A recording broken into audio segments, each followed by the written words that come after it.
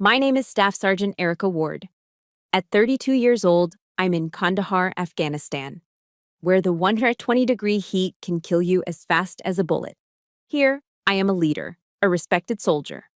But to my family back in Tennessee, I am nothing. In the middle of a patrol rotation, I received an email from my father.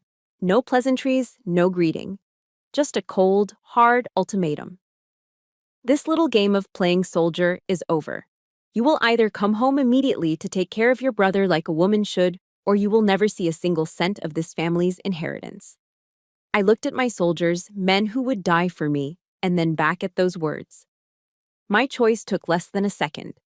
They thought writing me out of the will was the end. They had no idea it was the opening shot of a war they could never win. If you've ever been forced by your own family to choose between your dignity and their approval, let me know where you're listening from. Hit like and subscribe, because this is the story of how a discarded daughter came home to take it all back. The silence in this part of Kandahar province is a living thing. It's not empty, it's full of menace. It presses in on you, fills your ears until the rhythmic crunch of your own boots on the gravel sounds like a betrayal. Every rock looks like a pressure plate. Every shadow stretching from a mud brick compound feels like an ambush point. The air itself, a shimmering 120-degree blanket of dust and heat, is the enemy. It suffocates you slowly, drawing the life out of you, one drop of sweat at a time. We had just returned to the forward operating base from a 4-hour patrol that had shredded what was left of our nerves. The tension still clung to me, like the fine, pale dust that covered every inch of my uniform. Less than an hour ago, a local kid, no older than 10, had darted out onto the road in front of our lead vehicle. We all froze.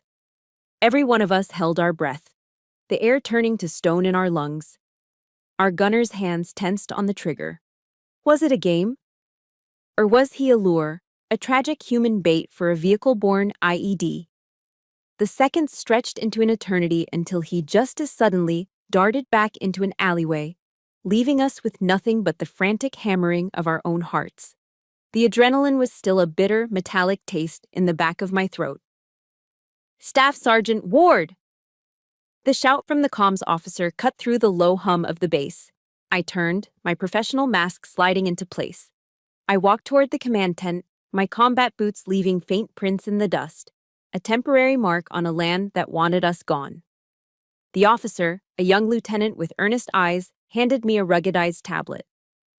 "Email for you, Sergeant," came through the satellite link. I took it without a word, my expression unreadable. I'd trained for years to control my face, to project calm authority even when my insides were churning. It was just another piece of battlefield correspondence. Or so I thought. I stood there, under the relentless Afghan sun, and read the words from my father. They weren't written in ink. They felt like they were etched in ice. There was no "Dear Erica," no "Hope you're safe." It went straight for the kill. This little game of playing soldier is over. The phrase hit me with physical force. Game. 14 years of my life. 2 tours in Iraq, now this one in Afghanistan. Friends I'd lost. The bone-deep exhaustion, the constant fear, the immense pride in my uniform. All of it dismissed as a child's game. I read on, each word a new cut. He wrote of my brother, David, and his struggling construction business back home. He wrote of my duty. Not to my country, not to the soldiers under my command, but to my family. You will either come home immediately to take care of your brother like a woman should, or you will never see a single cent of this family's inheritance. Like a woman should. Those 4 words hurt more than any bullet could have. They were an attempt to erase everything I had become. They sought to strip away my rank, my honor, my entire identity, and shove me back into the small, suffocating box they had always reserved for me. I was not Staff Sergeant Ward, leader of soldiers. I was just a woman, and my purpose was to serve the men in my family. The inheritance wasn't a gift, it was a leash, and they were yanking on it, hard. I took a deep, steadying breath. The superheated air burned my lungs, a feeling that was blessedly, painfully real. It anchored me. I looked up from the screen, my eyes scanning the perimeter of the base, the distant, hazy mountains. Then I looked at my soldiers, stripping down their weapons, sharing water, their lives literally in my hands. My choice took less than a second. I handed the tablet back to the lieutenant. My voice was level, devoid of any emotion. Send a reply. Yes, Staff Sergeant, what's the message? Just one number, I said. 2. Just as the lieutenant walked away, a familiar thumping sound grew louder, and a Black Hawk helicopter descended toward the landing zone, kicking up a blinding whirlwind of dust. Mail call. A wave of cheers erupted from the soldiers nearby. It was a lifeline, a connection to the world we had left behind. As the bags were unloaded, Private First Class Miller, the kid I'd pulled back into the MRAP during a firefight just last week, jogged over to me. He was young, barely 20, with a face that hadn't yet hardened into a permanent mask of cynicism. He held out a slightly melted Hershey's bar. For you, Staff Sergeant, he said, a shy grin on his face. From my mom's care package, for, pulling me back in last week. I took the chocolate, the wrapper warm and gritty with dust. I simply nodded. Thanks, Miller. Make sure you hydrate. He nodded back, the respect in his eyes clear and unconditional. I stood there for a moment, the heavy weight of the chocolate bar in my palm. This was real. This simple gesture of gratitude from a young soldier whose life I'd protected. This was earned respect. This was kinship forged in fire and fear. This single dusty piece of chocolate from a kid from Ohio was worth more than every acre of land, every dollar in the bank. From a family that didn't even see me as a person. The contrast was so sharp, so absolute, it solidified my decision into something as hard as diamonds. That night, I didn't sleep. I took an extra watch shift, standing on the perimeter wall, my rifle resting in my hands. The desert had cooled, and the sky was an ocean of brilliant, unfamiliar stars. It was a beautiful, silent, deadly place. I wasn't thinking about the money. I was thinking about my mother. I thought about the promise I'd made to her, and to myself, at her grave so many years ago, that I would never, ever let anyone make me feel small again. That ultimatum from my father wasn't a rejection. I realized it with a clarity that was almost terrifying. It was a release. It was him, taking a knife and personally cutting the last frayed cord that tied me to them. Standing there, under those foreign stars, thousands of miles from the Tennessee soil that had raised me and then tried to bury me, I made a new vow. This isn't the end. This is the beginning. They will regret underestimating me. I didn't hesitate for a second when I sent that reply, because this wasn't the first shot they had fired. This was just the latest battle in a war that had been raging my entire life. Standing watch under that vast, silent sky, I realized my father's email wasn't a declaration of war. It was just another exhibit in my own private museum of scars, a collection of moments curated over a lifetime of being told I was less. My decision to reply with a single number wasn't made in that hot, dusty moment. It was forged years ago, piece by painful piece. The first exhibit is a dress. I was 16. I'd spent the entire summer working double shifts at the local Dairy Queen, the smell of waffle cones and burgers clinging to me long after I'd clocked out. I saved every single dollar for a prom dress I'd seen in a store window downtown. It was pale blue, almost the color of a Tennessee sky just after sunset, with tiny, delicate straps. It was the most beautiful thing I had ever owned. It was a promise of a single night where I could just be a normal teenage girl. The day before the prom, I found it. It was wadded up in a corner of the garage, smelling of grease and mud. My brother David had used it to wipe down his precious Ford F-150 after a day of mudding. Dark, greasy stains bloomed across the pale blue fabric like a disease. When I confronted him, my voice choked with sobs, he just laughed. I ran to my father, holding the ruined dress out like a piece of evidence. He glanced at it, then at me, his face impassive. "Boys will be boys, Erica," he said, his voice flat. "He's just being spirited. You're the older sister. You should know to be more forgiving. It's just a dress. Stop making a scene. It's just a dress." My mother found me crying in my room later. She didn't say a word, She just took the dress and spent hours in the laundry room, scrubbing at it with gentle, desperate hands. But the grease stains never truly came out. They just faded into ugly, permanent shadows, a constant reminder. I didn't go to prom. The next exhibit is a piece of paper. My high school diploma, naming me as valedictorian. It was an achievement I'd poured my entire soul into. A victory earned through sleepless nights and a relentless drive to prove I was more than just the quiet girl in the background. As I stood at the podium in the hot, stuffy gymnasium, looking out at a sea of faces, I found my family in the third row. My mother was smiling through her tears. My father and David sat beside her, stone-faced, their arms crossed. They didn't clap when my name was called. Not once. After the ceremony, our principal, Mr. Abernathy, came over to shake my hand, his face beaming with pride. "We are all so proud of you, Erica. A truly remarkable achievement." Before I could even say thank you, my father stepped forward, placing a heavy hand on my shoulder. He spoke loudly, his voice carrying to the other families standing nearby. "She's just good at useless book smarts," he announced with a dismissive wave of his hand. "My boy David, here. He's the one who's really going to make something of himself." The air was sucked from my lungs. Mr. Abernathy's smile faltered.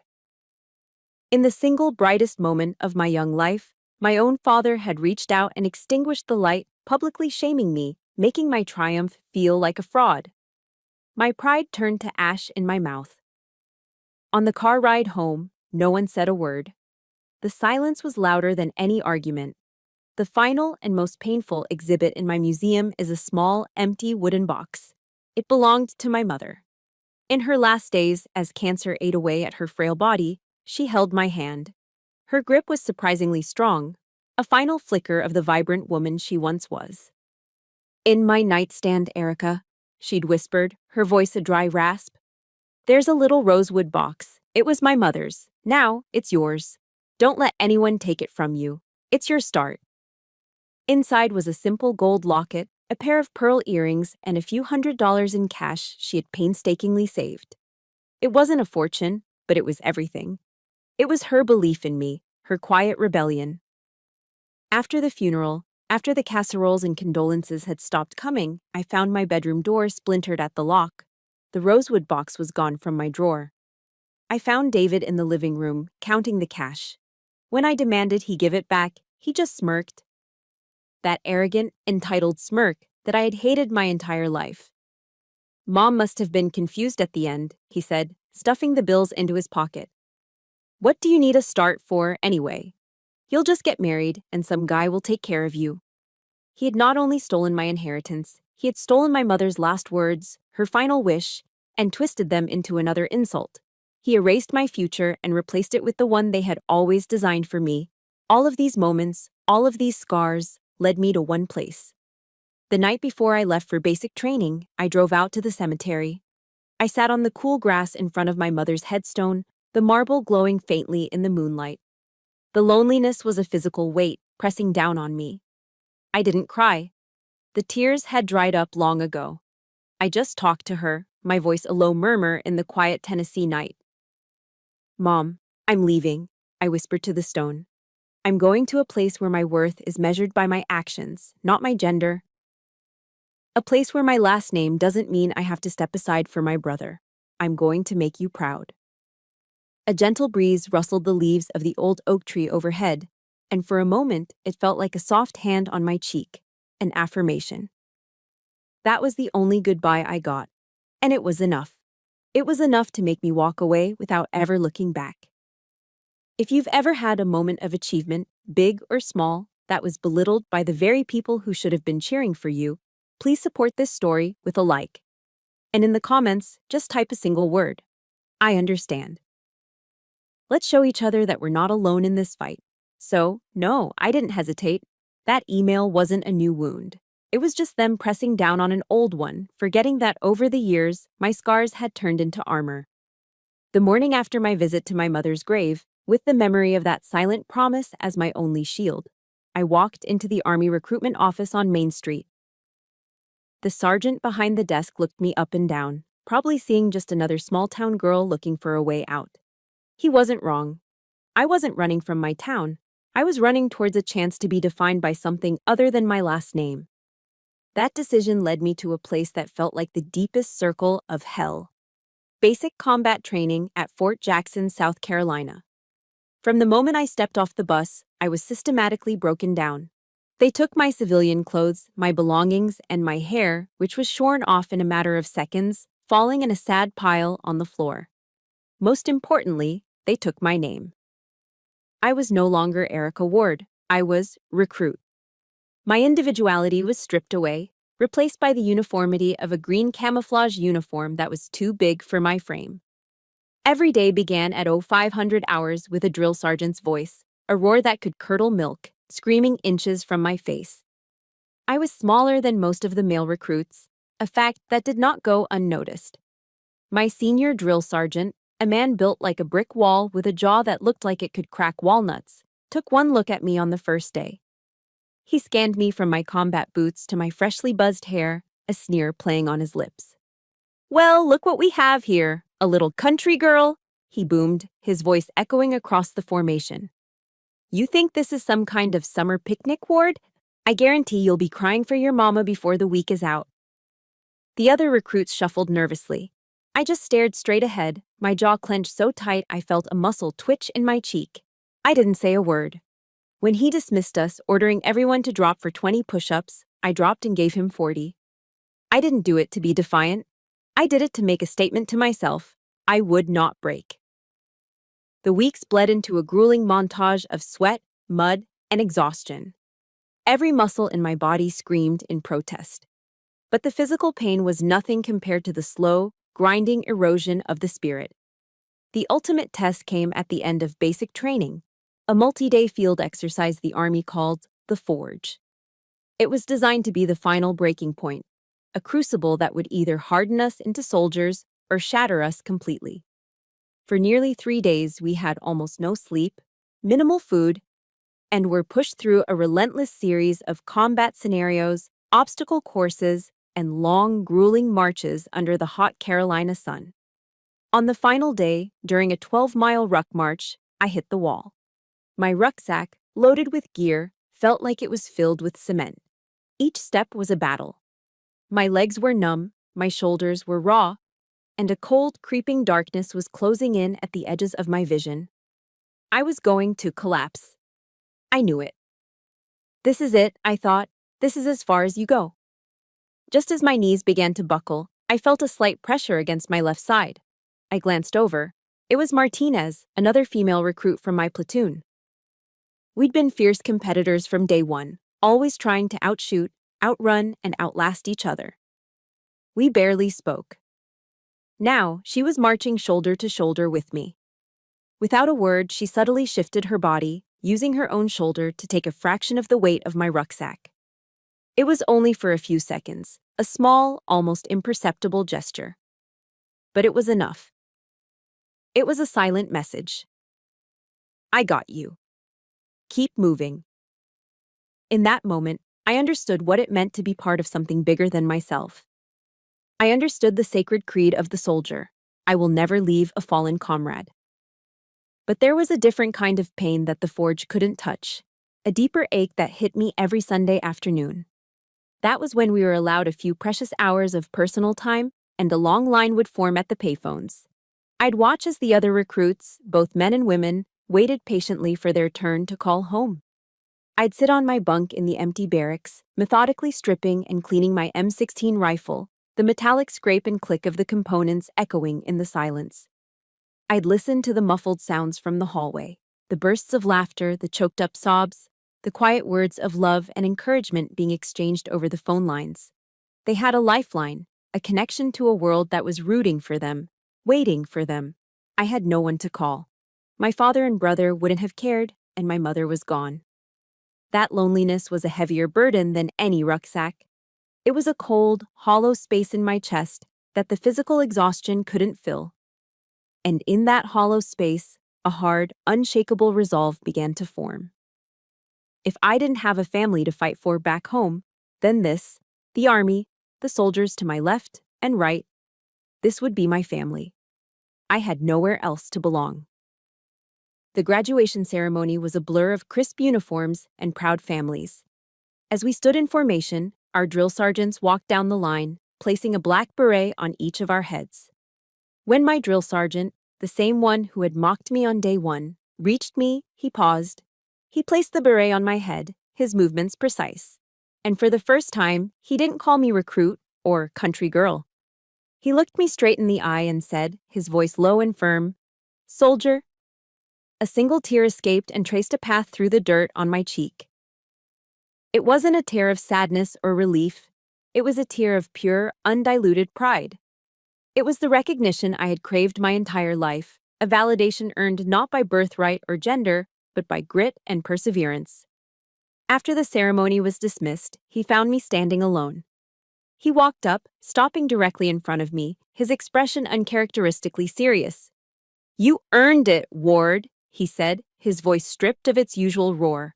"You earned it." Those 4 words, coming from the man who had pushed me to my absolute limit, were the most profound praise I had ever received. They were worth more than any inheritance, more than any hollow words of approval from a father who saw me as a game and a brother who saw me as a burden. For years after that day, the Army was my family. It was simple, it was clear. You earned your place. Then, during my first deployment to Iraq, something arrived that I never expected. A letter. From a complete stranger. For years, the Army was my shelter and my family. It was a harsh and demanding parent, but it was fair. You earned your keep, you watched your brother's back, and you were judged on your actions alone. It was a simple, brutal meritocracy, and I thrived in it. The idea of unconditional kindness, of compassion without cause, was a foreign concept. Then, during my first deployment to Iraq, a simple paper envelope arrived that changed everything. Mail call was a familiar ritual. Names were shouted, and soldiers would eagerly grab letters and packages from home, their faces lighting up with news from a world away. My name was never called. I never expected it to be. So, when the mail clerk yelled, "Sergeant Ward," I almost didn't react. He had to call it twice. The letter was addressed to me, but the return address was a place I'd never heard of. Burlington, Vermont. The handwriting was neat, elegant cursive. I opened it with a strange sense of caution. Inside the letter was from a woman named Sarah Gable. She explained that she was a widowed school teacher who had signed up for a program called Adopt a Soldier. My name, she wrote, had been given to her at random from a list. Her letter was simple. It wasn't filled with pity or patriotic platitudes. She asked about my life there, what the weather was like, as if I could describe that oppressive heat in a letter. And if there was anything I needed. She told me about the first signs of autumn in Vermont, the way the maple trees were just beginning to turn fiery red and gold. She wrote as if we were old friends catching up. I must have read that letter a dozen times, sitting on my cot in the suffocating heat of the tent. It felt so strange, so surreal, to be the subject of a complete stranger's quiet concern. I wrote back, my own letter stiff and formal at first, but I sent it. A few weeks later, a package arrived. It wasn't large, just a simple cardboard box, but it felt as heavy as gold. I opened it back at my bunk. Inside, nestled in tissue paper, were 3 pairs of thick, hand-knitted wool socks. Beneath them was a tin filled with homemade chocolate chip cookies, still smelling faintly of butter and vanilla. There was also a worn paperback copy of To Kill a Mockingbird, and a small handwritten note that simply said, "Stay warm and stay safe, Erica. Sarah." I sat there, in the middle of a war zone, and ate a cookie. It was soft and chewy, nothing like the dry, processed food we ate every day. For the first time in more years than I could count, I felt something that felt dangerously close to being cared for. A few of the guys in my squad teased me about having a pen pal mom, but I didn't care. I carefully folded the letter and put it inside the book, and I kept the box. It was the first exhibit in a new museum, one I was building for myself. We kept writing for years, through that deployment and the next. I sent her photos of myself in uniform, standing awkwardly in front of a Humvee. She sent me news from Vermont, photos of her garden in the spring, and more care packages. Her letters became a quiet anchor in the chaos of my life. Years later, I was on leave, traveling from my base in Fort Campbell, Kentucky, to visit a friend in Boston. My connecting flight was at Chicago O'Hare. But as I sat at the gate, an announcement crackled over the intercom. A massive blizzard had hit the East Coast. All flights were grounded indefinitely. I was stranded. I settled in for a long, miserable night on an uncomfortable airport chair, just another anonymous soldier in transit. "Excuse me, are you Sergeant Ward?" I looked up. A woman with kind blue eyes and silver hair pulled back in a loose bun was standing in front of me. She was holding a photo, one of the ones I had sent her. My heart stopped. "Sarah?" I breathed, my voice barely a whisper. It was her. She was at the airport to pick up her granddaughter, whose flight had also been canceled. She recognized me from across the terminal. Her smile was even warmer in person. Without a moment's hesitation, she reached down and took my duffel bag. "Well, you can't stay here," she said, her tone leaving no room for argument. "You're coming home with me." I spent the next 3 days snowed in at Sarah Gable's house. It was a cozy little home with warm, creaking wood floors, and it constantly smelled of baking bread and the soft scent of pine from the crackling fireplace. She didn't press me with questions about the war or why a soldier on leave was traveling alone. She just treated me like family. We cooked together in her bright yellow kitchen. We watched old black and white movies on her small television, curled up under Afghan blankets as the snow swirled outside. She gave me a real bed in a quiet guest room filled with books and handmade quilts. On the last night, she brought me an extra blanket, a heavy quilted one that felt like a hug. She stood in the doorway for a moment, her expression soft. "You know, I am so proud of you, Erica," she said quietly. "I am so proud of you." 3 simple words. The same 3 words I'd spent a lifetime starving to hear from my own father. Hearing them from Sarah, spoken with such simple, genuine sincerity, it broke something open inside of me. She saw me, the real me. Not a disappointment, not a burden, not a stand-in for a son. Just me. And she was proud. Later that night, tucked into the warm, safe bed in the guest room, I cried. I cried for the first time since my mother had died. They weren't tears of sadness or self-pity. They were tears of overwhelming, heartbreaking gratitude. For the first time, I felt what it was like to be home. The peace I found in Sarah's house felt like it could last forever. But a few months later, back in the dust of Afghanistan, the ghost of my old life found me.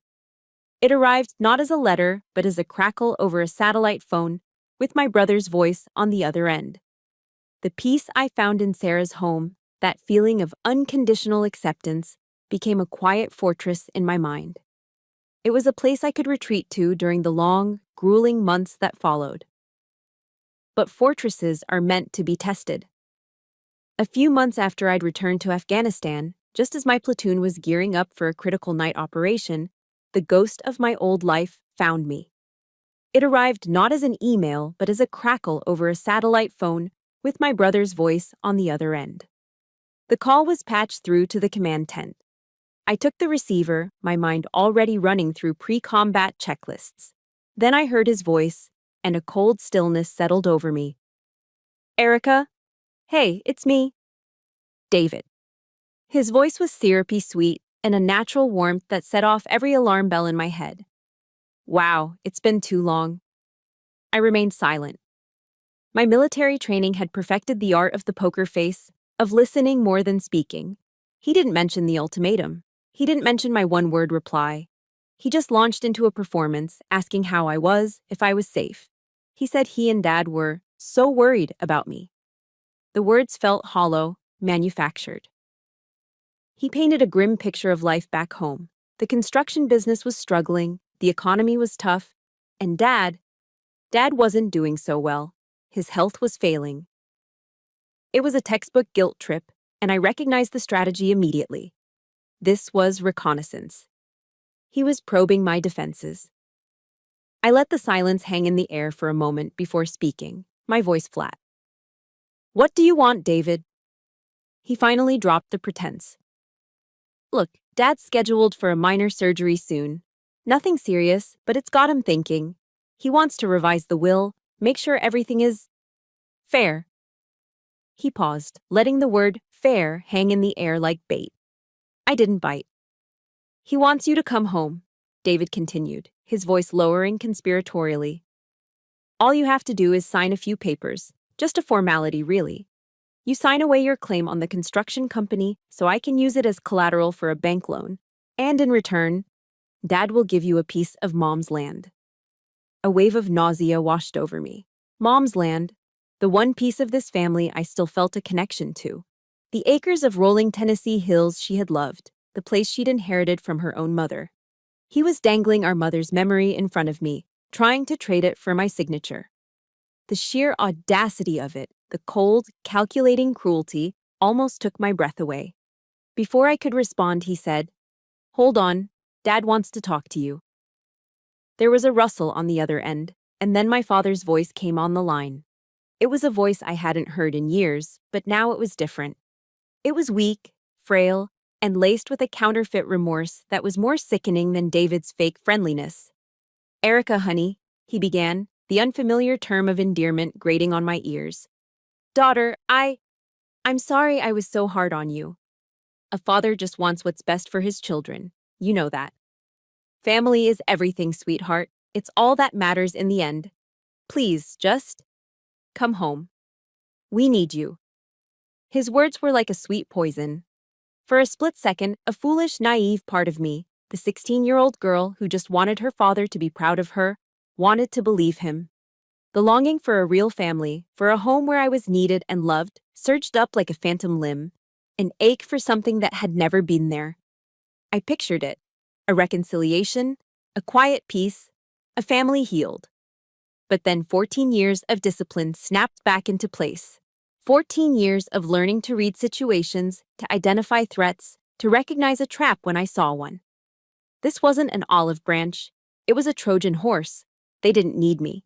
They needed something from me. I kept my voice steady, betraying none of the turmoil inside. "I need to think about it," I said. "I'll call you back." I hung up before they could argue. My hands were shaking, not from fear, but from a rage so cold it felt like ice water in my veins.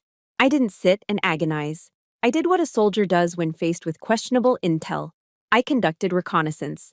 I used my 15-minute break to make one more satellite call. To the only person in my family I still trusted, my Uncle Jim, my mother's younger brother. He was a quiet man, a mechanic who lived 2 towns over. He'd always had a soft spot for me, and he'd never been a fan of my father's arrogance or David's entitlement. I got straight to the point. I told him about the call, the surgery, the offer. The silence on his end was heavy.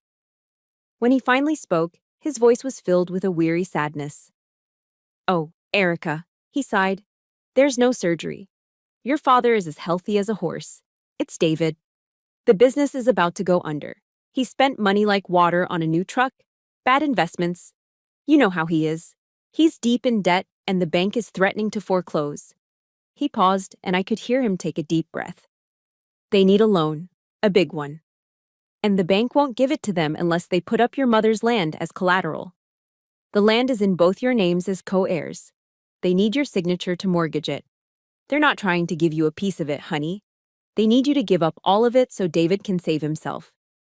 The truth landed with the force of a physical blow. It wasn't just a lie. It was a calculated, cruel deception designed to prey on my deepest vulnerabilities.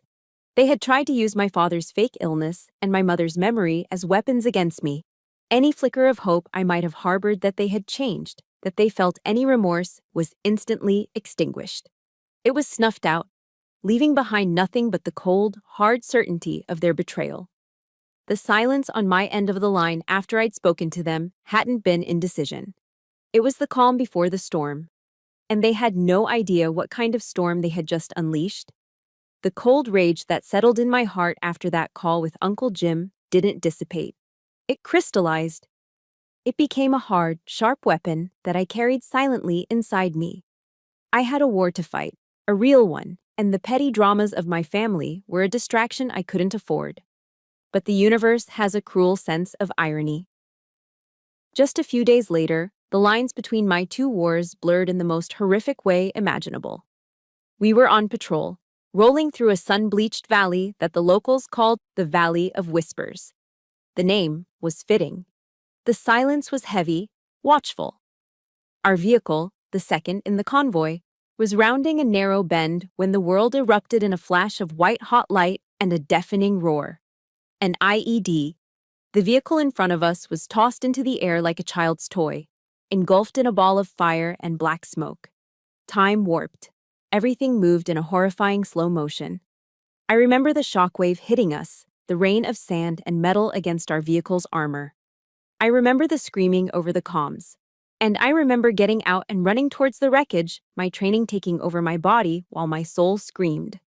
We found PFC Miller, the kid who had given me the Hershey bar, the kid with the shy grin from Ohio. He was alive, barely.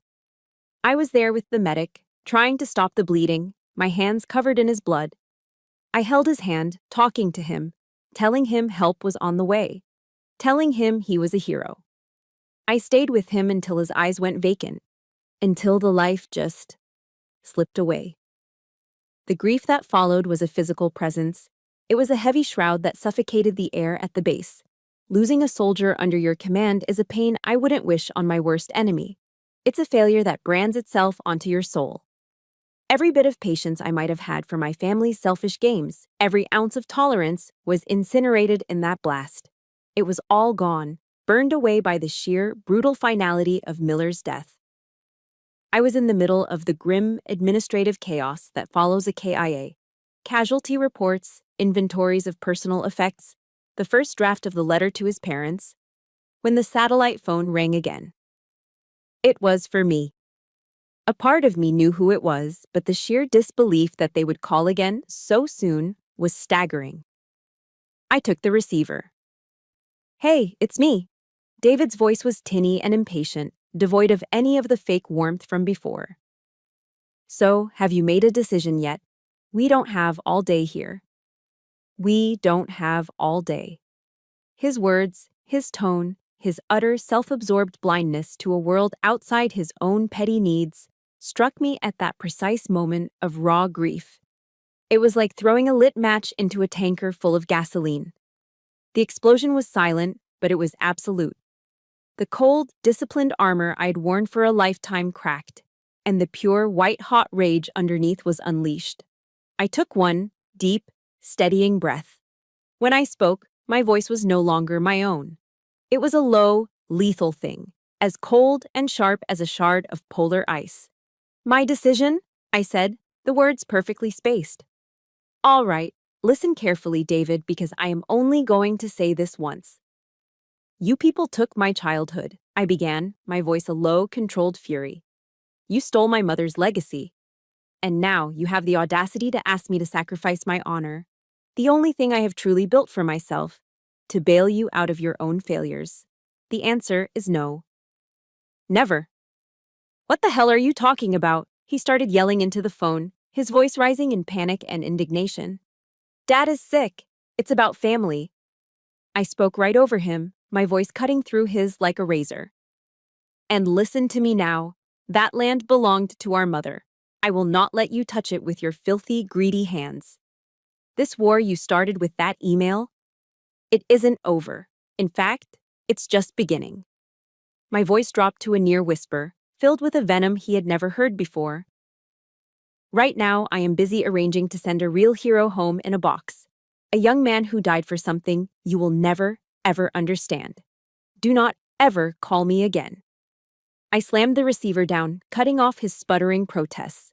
The connection went dead. The tent was still filled with the organized chaos of a base on high alert. But inside me, for the first time in my entire life, there was a profound, unnerving calm.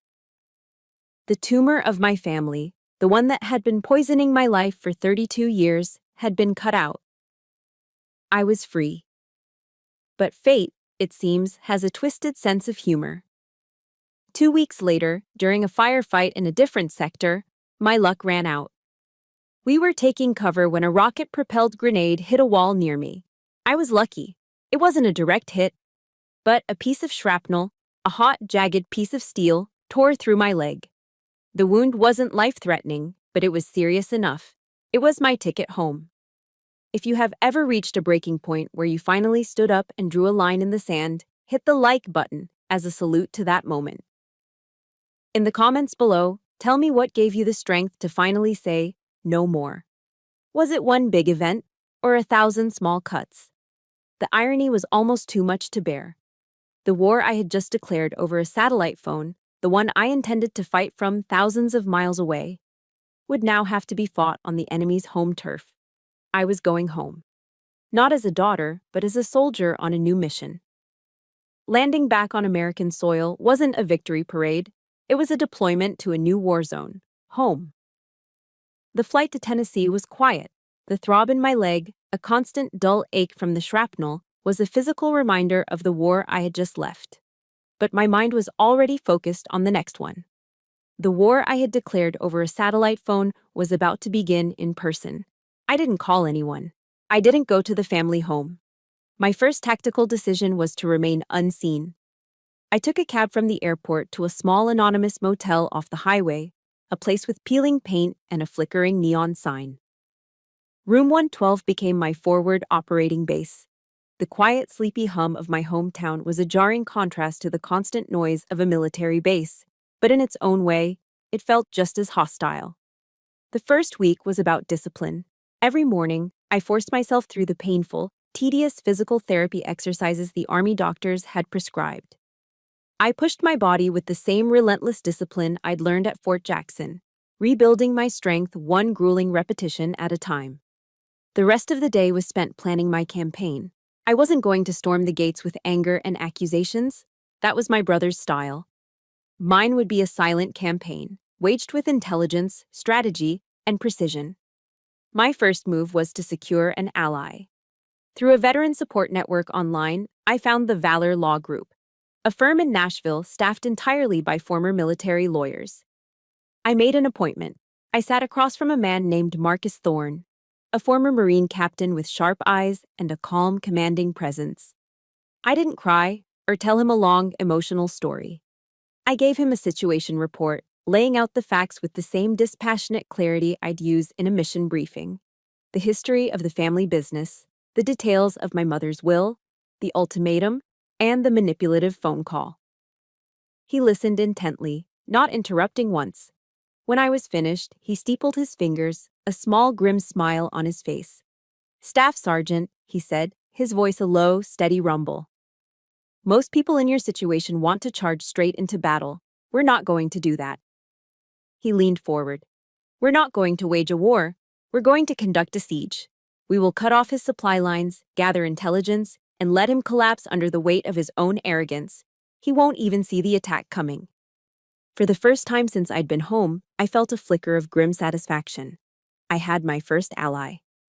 My first mission, under Marcus's guidance, was intelligence gathering.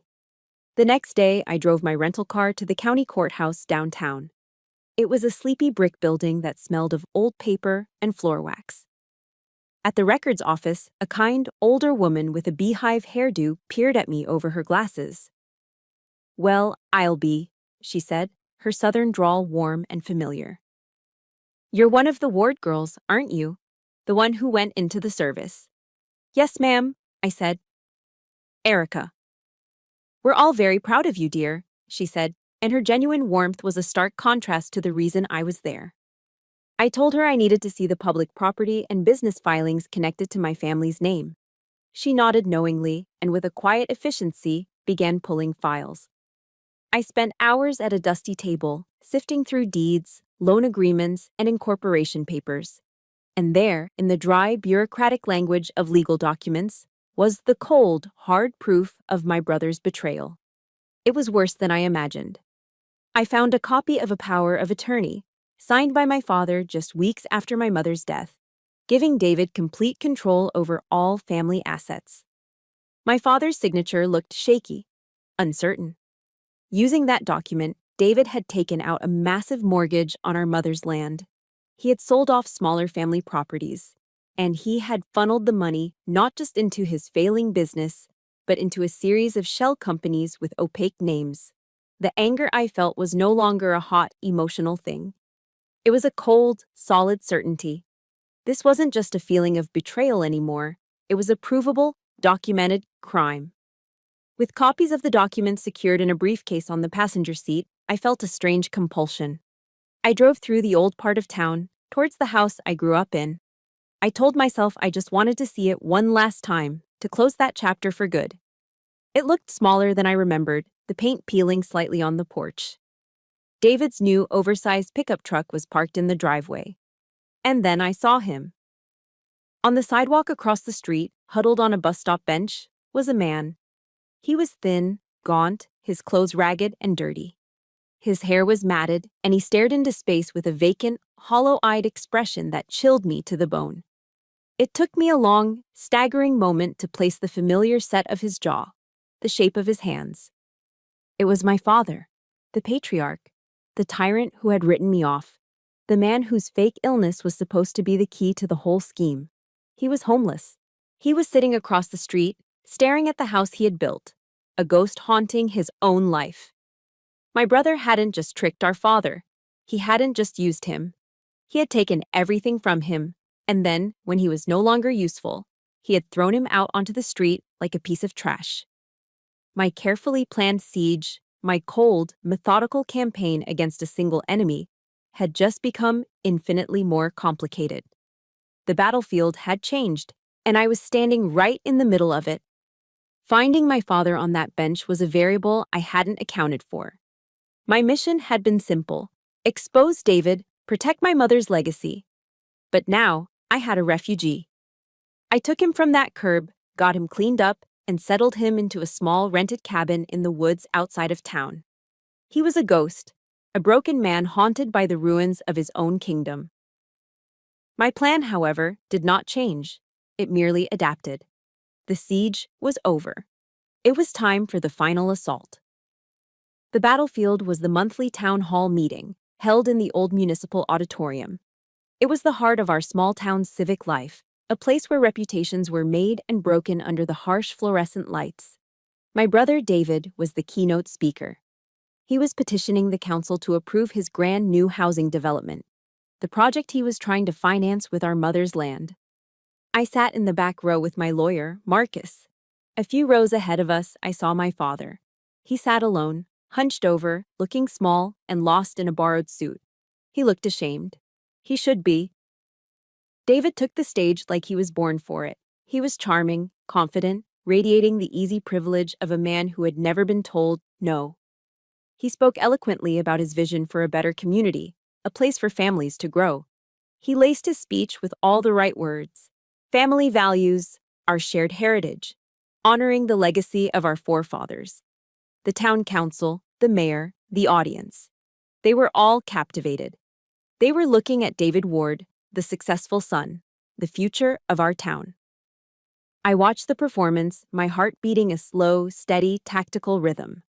I was just waiting for my moment. He finished his speech to a round of enthusiastic applause. He beamed, soaking in the admiration, his smile wide and triumphant.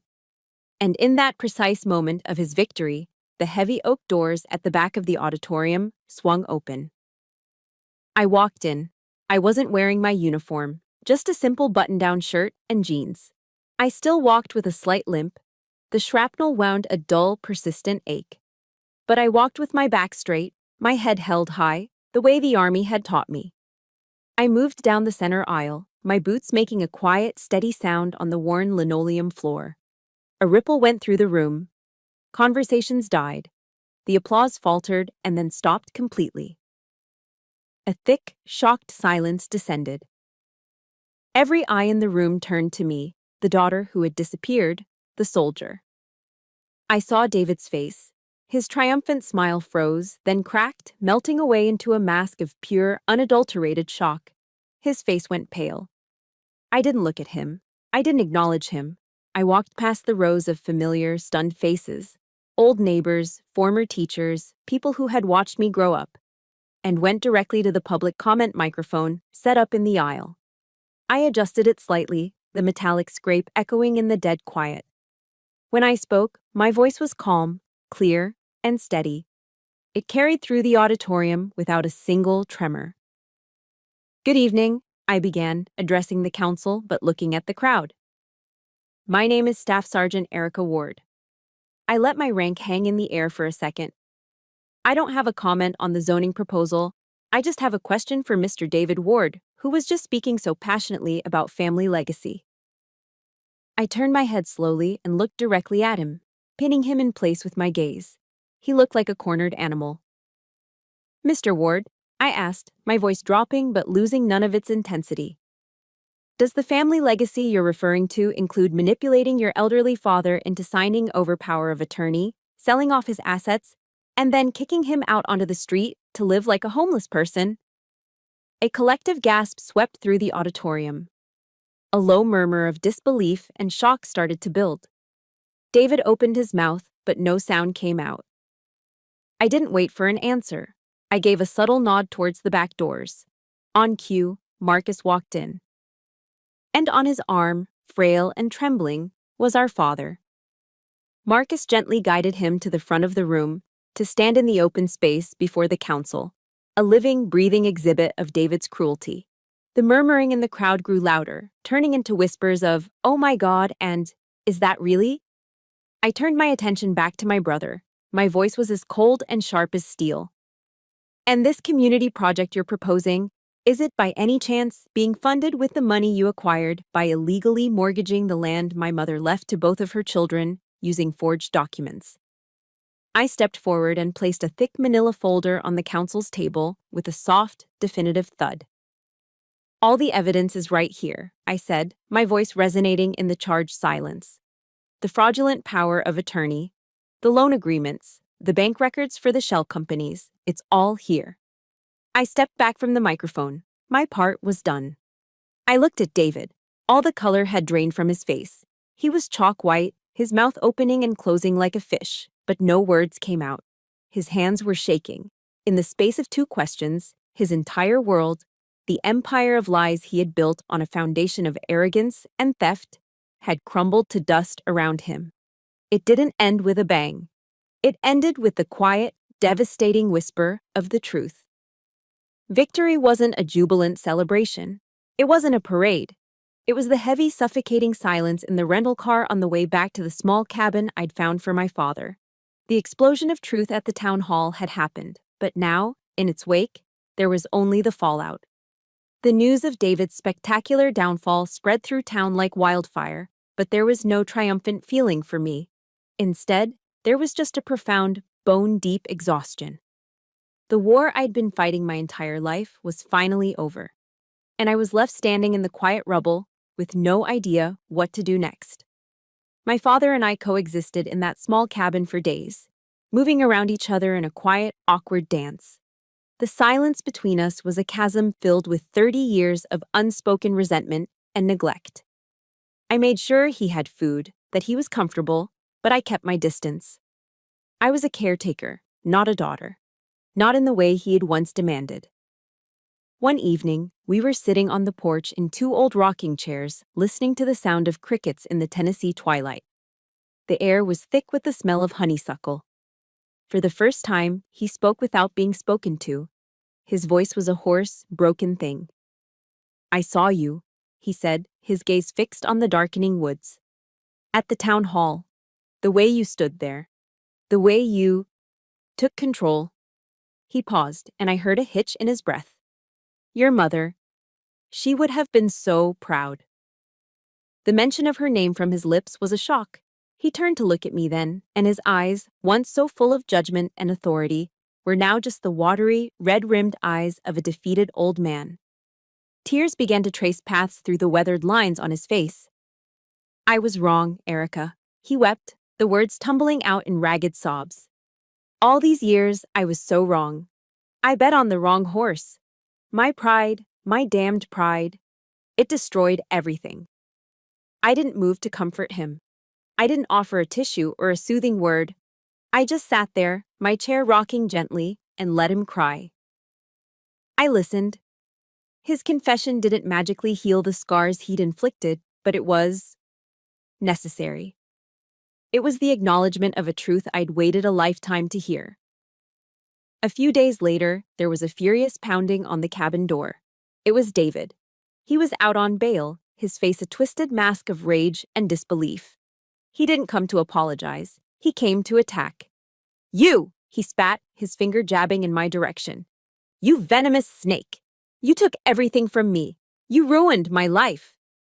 I looked at him, standing on my porch, a man twice my size reduced to a sputtering, blame-filled child. The anger I once felt for him was gone, replaced by a strange and hollow pity. He hadn't learned a thing. "I didn't take anything from you, David," I said, my voice calm and even. "I just held up a mirror. You did this to yourself." He opened his mouth to hurl another insult, but I simply turned, walked back inside, and shut the door in his face. The soft click of the lock was the last conversation we would ever have. The legal proceedings were messy, but with the evidence I had, the outcome was never in doubt. David faced fraud charges, and the company was forced into bankruptcy. Through the court, the title to my mother's land was cleared and returned to me, along with a portion of the other remaining assets. My father could never live alone again. He was a broken man, both in spirit and in health, but I would not be his caretaker. That was the role he had tried to force on me, and I would not accept it. I used a portion of the recovered money to secure him a place at a comfortable assisted living facility an hour away. It was a nice place, with gardens and good medical care. He would be safe. He would be looked after. I drove him there myself. I helped him get settled in his new room. I visited him once a week for the first few months, then twice a month after that. Our visits were quiet, polite. We talked about the weather. I brought him books. I was fulfilling my duty as a daughter, but on my own terms. I had drawn a new boundary, clear and unbreakable. During one of those visits, as I was about to leave, he took my hand. "Can you ever forgive me, Erica?" he asked, his voice pleading. I looked down at our hands, his old and trembling, mine scarred and strong. "I forgive you," I said, and I meant it. I pulled my hand gently from his. "I forgive you not because you deserve it, Dad, but because I deserve peace." With my father settled and David a ghost of the past, only one question remained. What to do with the land? My mother's land. It had been the catalyst for so much pain, the prize in a war of greed and betrayal, but I refused to let that be its final legacy. It was time to build something new from the ashes. I knew what my mother, the quiet woman who had dreamed of a start for her daughter, would have wanted. And I knew what I had to do. The peace I had earned was not a quiet, passive thing. It was an active peace, a peace with purpose. And its first mission was to decide the fate of my mother's land. For weeks, I walked the rolling Tennessee hills where she had walked, feeling the soft grass under my boots. This land had been a battleground, a prize to be fought over. It was soaked in betrayal. I could have sold it, erased the past, and walked away with the money. But that would have been my father's way, not mine. I decided to redefine its legacy. I spent my remaining weeks of convalescent leave on the phone, working with Marcus and a dozen different veteran nonprofit organizations. Together, we drew up plans. My mother's land would not be sold for another soulless housing development. It would become a sanctuary. We would build Ward's Landing, a transitional housing and rehabilitation center for female veterans struggling with homelessness, PTSD, and the difficult return to civilian life. The land that my mother had hoped would be my start would now become a new start for hundreds of my sisters in arms. The inheritance that was used as a weapon of betrayal would be transformed into an instrument of healing. That, I knew, was the most fitting tribute to my mother's quiet strength. A few months later, just before I was scheduled to redeploy, an official-looking envelope arrived from the Department of the Army. It was a letter from my commanding officer. He informed me that he had put me in for a medal, not for any single act of valor in combat, but for my entire tour. He had recommended me for the Legion of Merit. The citation mentioned my combat leadership, but it also cited my extraordinary moral character and unwavering resilience in the face of significant personal adversity while deployed. They had seen more than just the soldier. They had seen the whole fight. The award ceremony was a small formal affair at my home base. I stood at attention in my dress uniform, the sharp creases feeling both familiar and foreign after months in civilian clothes. As my name was called, I saw a familiar face in the small crowd of attendees. Sarah, my Vermont mom, had flown all the way down for the ceremony.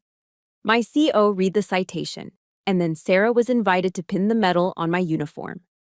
As she carefully affixed the striking five-pointed star to my chest, she leaned in close. Her voice was a soft whisper meant only for me. "Your mother," she said, her eyes shining with tears, "would be so, so proud." And this time, hearing those words, I didn't feel the old ache of what I had lost. I only felt the profound, overwhelming gratitude for what I had found.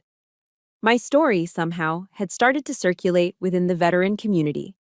A week after the ceremony, I was asked to speak at a conference for women in the armed forces. I was terrified. I was trained to lead soldiers into a fight, not to stand in front of a crowd and bare my soul. As I stood backstage, I thought of a Bible verse my mother used to read. One she'd underlined in her worn old Bible, Isaiah 41:10. "So do not fear, for I am with you." I took a deep breath and walked onto the stage. I stood at the podium, looking out at a sea of faces. Young lieutenants, seasoned master sergeants, new recruits. All women who knew the unique challenges of our chosen path. And I told them my story, not with bitterness, but with the hard-won wisdom of a survivor. "The greatest courage," I said, my voice steady and clear, "is sometimes not facing enemy fire, but facing the silence in your own home. They might try to take your inheritance, your opportunities, even your own name. But you can never ever let them take your voice. Because your voice, once you find the courage to use it, is the only legacy that truly matters. It is priceless." The journey back to Afghanistan felt different this time. It wasn't an escape anymore, it was a return. As I stepped off the C-130 transport plane and onto the familiar, dusty tarmac of the Kandahar airfield, I saw them. My squad, my guys. They were all standing there, waiting. A cheer went up, a ragged, joyous sound in the dry desert air. They clapped me on the back, their grins wide and genuine. My platoon sergeant, a grizzled old warrior named Gunny, stepped forward. He stuck out his hand. "Welcome home, Staff Sergeant," he said. And for the first time, a real, unguarded smile spread across my face.